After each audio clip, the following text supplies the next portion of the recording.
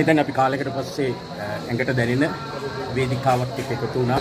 වර්තමාන සමාජය තුළ අපේ තරුණ පිරිස හුඟක් වෙලාවට මේ නවීන තාක්ෂණයත් එක්ක එකතු වෙලා ඉන්න කාලෙක පොතපතට අවධානය නැති කාලෙක දරුවන්ගේ පොතපතේ තියෙන දේ දරුවන්ගේ හිතට දැනෙන විදිහට, ඔළුවට දැනෙන විදිහට, රසවින්දනයේ අවදි වෙන විදිහට දෙන්නට ගත්තු හොඳ උත්සාහයක් විදිහට අපිට දකින්නට පුළුවන්.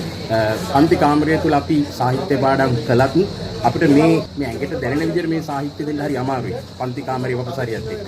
නමුත් අපිට මේ පන්ති කාමරය තුළ කරන්න බැරි යථාර්ථය අද දවසේදී අපේ දරුවෝ මේ වේදිකාව තුළ මේ පැයකමාරක් වගේ කෙටි කාලයක් තුළ සාහිත්‍ය පාඩම් ගණනාවක් පිළිබඳව හොඳ අවබෝධයක් ලබා ගන්න.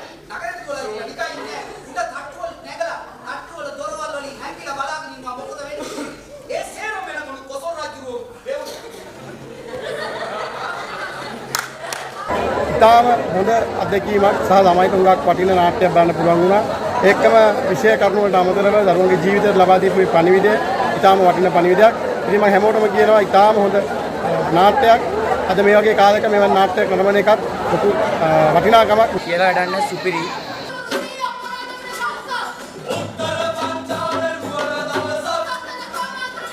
වෙලාවක එකට යන්නවත් හිතුන්නේ නැහැ.